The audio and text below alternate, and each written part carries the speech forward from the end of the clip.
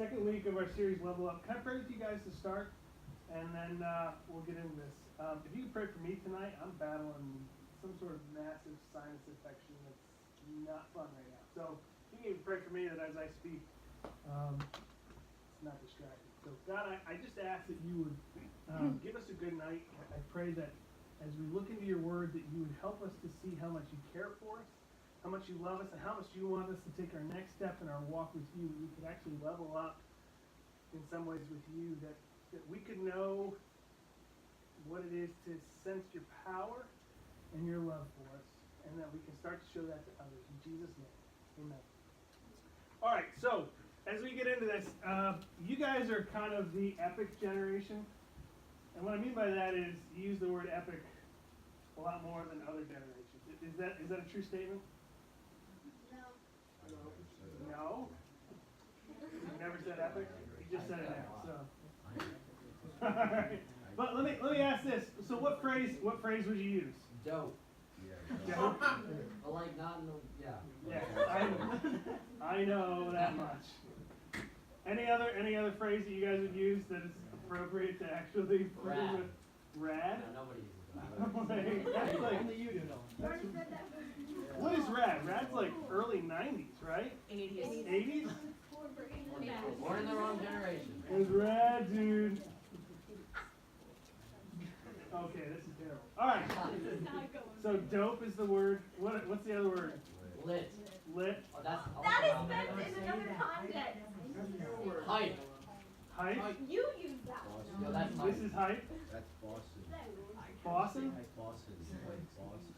Like Boston. Boss. Like Boston. Really? Like Boston, bro. Boston. Yeah. All right. I'm learning new language myself here. All right. Now, Yeah. now here's what I want you guys to do. I want your help with this. If you were to describe something epic, bussin', dope, hype, whatever phrase you want to use, I sound like an old person up here, don't I? This is really bad. But give me something like that you have seen or that you have witnessed in like, you know, a couple of words. I don't want the whole story, but if you saw something epic, what was it? James? All right, your dad is epic. That's pretty special. I'll take that. All right. Anybody else have anything they've seen? Noah? My dad. Your dad is epic too. Get it on. Anybody else want to throw your dad out right now? Okay. All right. Well, maybe I could say it this way though. You guys, as a generation, and as kind of even our youth group, we like to have some fun, but you don't want to waste your time, do you? Not many people like to waste your time, but I find even with you guys, like, let's go out and have fun, but even if having fun is kind of wasting your time, it's not fun anymore.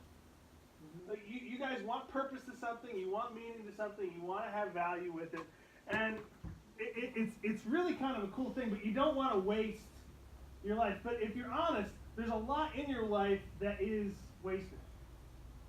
If you're honest, there's a lot of time in your life that's wasted. A lot of time in your life spent being bored, and yet that's the thing that you hate the most, and you don't want that in your life. How do we take a next step? How do we level up? How do we actually go beyond just the mundane, go beyond just the things that we do just to kind of get through life, to where it actually, what we do matters, and what we do actually changes lives? How many of you guys, I think I've asked this before, but if I were to ask you, how many of you guys would love to see people's lives around you change for good, not just like, not for bad, okay? But you'd love to see people's lives around you change for good. How many of you would like to see that? Okay, pretty much all of you. How many of you would like to actually be a part of that process too?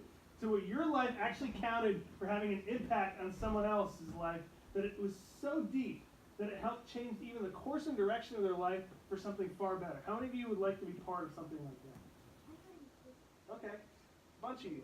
Now, here's the thing. When it comes to changing lives, that can be fairly intimidating. Oftentimes, you'll feel even powerless as you go to enter into this endeavor, as you go to even care for someone.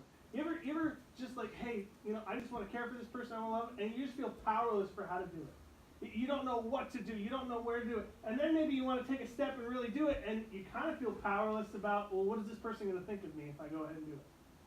And so it's almost as if your view of the other person has power over you. And you're scared, you're concerned, you're wondering what other people might think. And oftentimes when we get into those modes, what do? We start to settle for maybe okay things, maybe some good things, but we just start to settle, we get bored, and we end up doing the things that we hate the most. We start just wasting our time away, we start wasting our life. We want to see change. But here's a question I had for you guys. Noah, if you can put that first question up. How can I be involved in changing a life? How can I actually be involved in changing a life? To do something so much bigger, so much greater than just myself. To actually see people around me change for the good. How can I be involved in that process? If you have your Bibles, turn to Acts chapter 1. We're going to look at verses 6 through 8. Jesus is talking about really what's going to happen in the lives of the disciples and how if they start to listen to Jesus, lives are going to change around it. But what Jesus says, it's kind of weird. I'm just going to be honest. It's a little weird because these guys, they've been around Jesus for 3 years. They've been working with Jesus. They think they're coming to a point to where Jesus is actually going to say, I'm the king. I'm going to take over. I'm going to have power. And you guys are all going to be my sidekicks. And you're going to have a ton of power over this country, over this land too. And so let's do this thing. And so the disciples are there, and they're excited about the potential power that they might have with Jesus. How many of you guys, and I don't mean this in any kind of like prideful or selfish way, but just being honest, how many of you would love to have that type of power to where, you know what, you can control some of your situation, you can have the power over, whether somebody treats you poorly or not? How many of you guys would like to have that type of power? Okay, fair amount of you. Here's the question though. The disciples are dealing with this and they're looking for, they've been through some difficulty and they are excited about, all right, Jesus is going to come, he's going to rule, he's going to be the king, he's going to have all this type of power. And look what happens in chapter 1, verse 6 of the book of Acts. And this is what Jesus says. It says, then they gathered around him and asked him, Lord, are you at this time going to restore the kingdom of Israel? They're saying, hey, are you gonna take over? Is this the time? Is this the time I've been with you for 3.5 years, serving with you, seeing how you care for people? Is this the time where we take over? And Jesus says, verse 7, he said to them, it is not for you to know the times and the dates the Father has set by his own authority. Now we might read that and be like, oh, a Bible verse, okay, great. But can you imagine the person you were with for 3.5 years? You're leading all the way up to this moment to where you are so excited, you're like, this is it. This is where it's all going to happen. We're going to be in charge. We're going to have the power over the place. We don't have to care what people think because guess what? We're going to be the rulers. We don't have to care for many of our needs because guess what? We're in control. If we want it, we can go grab it. And Jesus says to them, that's not really any of your business. Well, what on earth were we doing the last 3.5 years? I thought we were following you. You said you were going to set up your kingdom and then no kingdom and it's not for us to know? Verse 8. Jesus follows this up. He says, but you will receive power. I'm sure at this moment, I can just imagine the disciples leaning in and saying, wait, what was that again? We're going to receive power? He says, but you will receive power when the Holy Spirit comes. When the Holy Spirit comes on you, and you will be my witnesses in Jerusalem, in all Judea and Samaria, and to the ends of the earth. We'll go on to verse 9. After he said this, he was taken up before their very eyes, and a cloud hid him from their sight. So Jesus ascends up into heaven. right after he says this. He says, guys, you're going to have power when the Holy Spirit comes.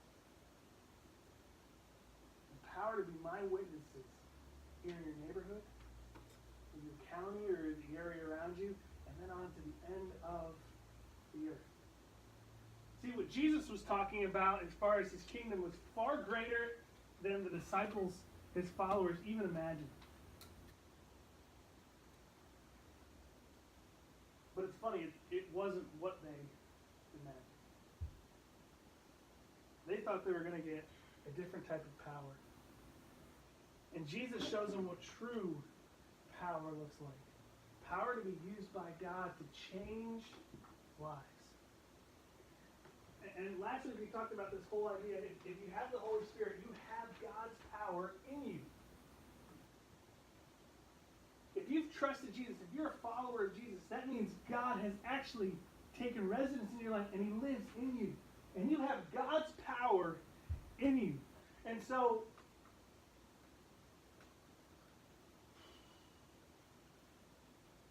when you're concerned about what other people think, when you're concerned about your situation, and you feel powerless, all of you said right at the beginning, you know, are there moments where you feel powerless?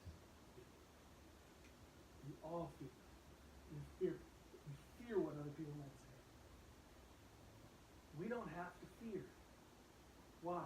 Not because we're in charge and whatever we say, no one is going to go against us. But we can actually have the courage to do what God has placed us here for. Because he is actually living in us and he gives us his power. Whose power is greater? What a person says about you or what God says about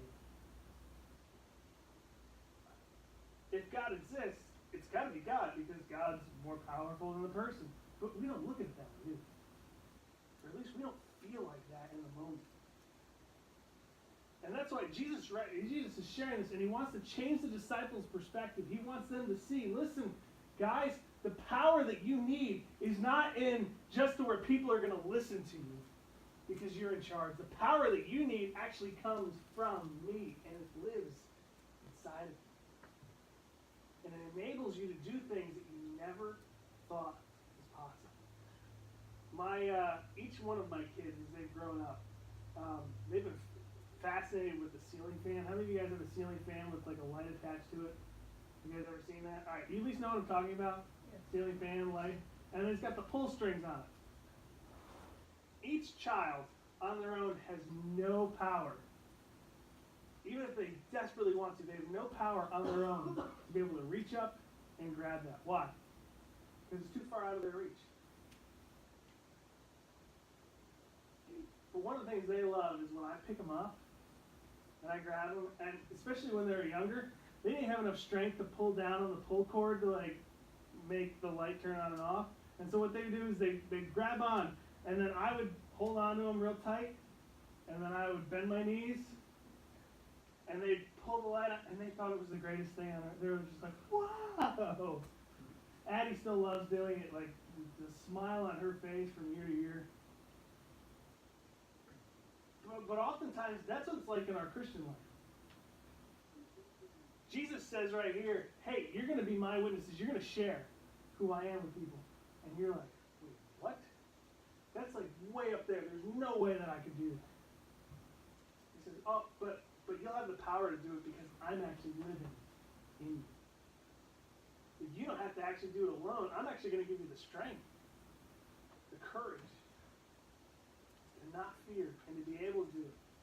And you're going to reach out and maybe try to grab it, and you're not even going to have the strength to know what to say, to how to deal with it. And you know what? I'm there with you on it, and I'm actually holding you, and I'm going to give you the power.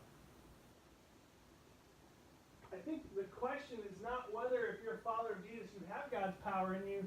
The question is, do I actually think about it, and do I believe it on a day-to-day basis? You have God's power in you. But what is that power given to you for? We've already kind of talked about it a little bit. But it's not just so, I can remember in second grade, I think it was third grade, I was talking with I was talking with another kid in line, and he was starting to mouth off to me a little bit. And I had a little bit of, I don't know if I still have a thin skin, but I had thin skin back then. And he starts saying, yeah, well, my dad can beat up your dad. You know how this goes? And for a third grader, that's an assault on everything you know that's good and true and lovely in life. And I said, yeah, I bet you my dad could beat up your dad. And he's like, no, I don't think so. And then he starts sharing like all of his aunts and uncles that could beat up my family. And by this point, I'm just kind of like, I have no idea what's going on. And so I figure, you know what? I've got the answer to this. And I tell him, yeah, I know someone who can beat up your entire family all by themselves and the rest of the world. He's like, no. I'm like, yup, Jesus. He just kind of looks at me weird. Now, in some ways, is that actually good theology on, is Jesus more powerful than his family and the rest of the entire world? Yes. Yes. But was Jesus meant to be my third grade, like, bodyguard? To where it's like, Jesus, I've got power with you, take him out. That's not what it was meant to be. What on earth does he have us here for? Why on earth would he give us the Holy Spirit to where we actually have power and we don't have to enter out into this world alone, to where we don't have to have fear, to where we can have courage to stand up? This is what he said in the verse. And if you have the Holy Spirit, number 2, it says this, you have the power to be a witness. God's actually giving you his power. Think about this. If the Bible's true, that means that God created everything. Is that pretty powerful? Mm-hmm. And that power now lives in you to give you the strength, to give you the power to be able to step out and be his witness. Now, one of the things I love about this, does God in this verse at all, does Jesus in this verse tell his disciples, listen, I want you to go change a bunch of people? Do you say that anywhere? No. And so we don't have to live in life in such a way that we feel like we have to change people. We just have to be witnesses. Now, sometimes I think in church you hear witness, and it comes with all this stuff. All right, I got to know what to say. I got to know how to say it. Like there's a clever thing to say. I don't know. Or I got to push my agenda on people. What is a witness in court? What do? They show up in court and they share what? They share their testimony. They share their story. They just share, this is what I've seen. This is what I heard. It's funny. You read 1 John. So John was one of Jesus' best friends, if not Jesus' best friend here on earth. One of the closest people to him. You would think one of the closest people to him would have all the right type of answers, all the Christian speech to where it's like, hey, I want to share Jesus with people. This is how you do it. And you know how he starts? Not with some Christian speech. You know how he starts? He goes, I want to share with you what I've seen and what I've heard, and so you can know that it's true. He's just sharing, hey, this is what happened to me, and I just got to pass it on. Sometimes I think we see witness, and we go, all right, we got to share Jesus with people, and they got to change. I got to help make them change. And you know what God says? No, the change is left up to me. Actually, in John chapter, no, can you skip ahead to, I think? John chapter 6, verse 44, it says, no one can come to me, this is Jesus speaking, no one can come to me unless the Father who sent me draws them. And so God is the one that actually is drawing people to him, and I will raise them up at the last day. And so Jesus gives them life. The Father draws them to him. John 16:8, it says, when he comes, this is talking about the Holy Spirit, he will prove the world to be in the wrong about sin and righteous and judgment. In other words, he brings conviction. He actually starts to stir in people's hearts saying, I'm wrong about this and I need a Savior. What do you do in these verses? What's your responsibility? anything in here that points to you saying this is what you need to do? All God's saying is here, just share what's happened to you and what you've seen. And the truth about who I am. And let me work in their life. Let me bring about change. When I was in college, I went on a hiking trip out to Mount Lassen. Can you go ahead and put it up? It's an old volcano in Northern California. Absolutely beautiful. It's funny. This is a kind of it's a, I don't want to say pretty picture, but it is. Being there in person, this picture is it's kind of garbage in comparison to being there. There's actually hiking trails to get all the way up to the top. It's I don't know, it takes about 2 hours to get up to the top, but it's not a very hard hike. But we actually had people in our group that got up to the top, got on the glacier, and slid all the way down the glacier to the bottom. I'm watching them do this, and they're just flying. I'm like, I'm not really a daredevil, but I'm watching them do this, and I'm like, that's awesome. They get down to the bottom, they walk all the way back up to the top. We're still hanging out up top doing, whatever, just kind of taking pictures, seeing everything. I was amazed because everybody was just starting to get cell phones, and so I had a cell phone at that point. I pulled it out, and I was actually able to call somebody from the top of the mountain. I called my parents, I'm like, hey, guess where I am? I'm like, I don't know. Like, I'm on top of a mountain. I'm like, oh, that's nice. I'm like, no, like a mountain. Like, really? I'm like, Google it. So they figured out, and they're like, wow, that's like, you're on top of that? Yeah, that's pretty cool. Meanwhile, the people are like going down the glacier again. You're like, Now, just me sharing that story with you. For some of you, you're like, but for some of you, you're just kind of like, it'd be kind of cool to see. I just share what happened.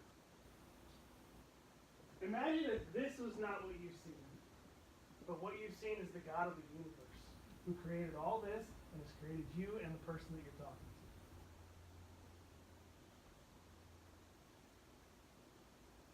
See, if you're a follower of Jesus, we are there to share and let God change lives. But we need the Holy Spirit. We need the Holy Spirit to actually give us the strength to know, hey, I don't have to fear what they say because the God of the universe is so much powerful, or who's more powerful than them, he lives in me. And when we do that, we start to take on this idea that, you know what, I can share. I can actually share with people, and it's not some script, it's not something that I just kind of have to like make happen. It's just telling them the truth about what's happened to me. I've gone from being dead to being alive. When we sing Death Was Arrested, that's not just a fun song to sing. That's a creed, that's an anthem to sing out at the top of our lungs. I was dead and now I'm alive. Death was chained up because of Jesus. And I just want to let you know.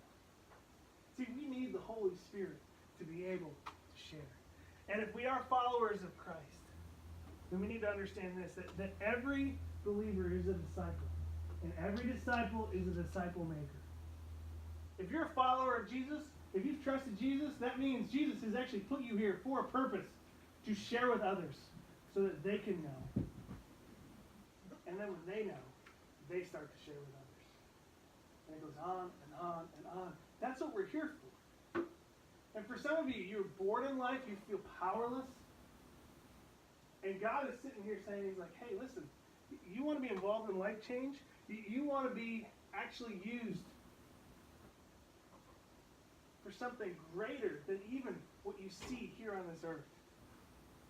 We need to understand that God's power uses you to bring life change. God could have the rocks outside stand up, walk in here, and say, hey, listen, you need to listen to the God of the universe. That'd be kind of cool. And on the flip side, I'd be scared out of my mind because I'm like, what kind of power can take a rock and bring it in? The Bible actually says the rocks could scream out. And yet, what does God choose to use? The rocks? For you. God actually wants to give you purpose. He wants to use you for But are you asking the Holy Spirit to help you? Are you asking the Holy Spirit, hey, please help me to see that you've given me the power to share?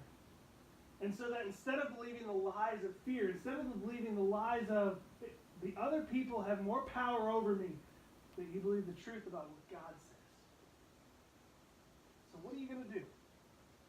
God invites us and actually expects us to join him because he wants us to experience the joy of seeing lives change. The Holy Spirit actually desires to connect us with people whom God is trying to draw to himself. So the question I'm going to leave you with is this: are you willing? Are you willing to maybe even at least acknowledge, if I'm a follower of Jesus, I have that power in me. Am I willing to step out and trust him? We're going to have you guys split off into groups. You can talk about this some, but I want you to even think about it come December 5th as we all go out together. We can take time to be God's witnesses just by loving and sharing who he is and what he's done for us. In our actions and our words. Are you willing? Are you willing tomorrow when you go to school? That maybe God is bringing somebody who, the phrase that we use is pre-Christian. They haven't trusted Jesus yet, but God's already got them marked. He's already drawn them to himself. And he's saying, hey, he can just come, she can just come on her own, but I want to use you. Are you willing? Go ahead and go off the groups, take some time to talk about it. Grab a little more candy on the way out. Ian, there's also someone on the side of my brother. I hope you retire. We got family ties. It's a scary sight.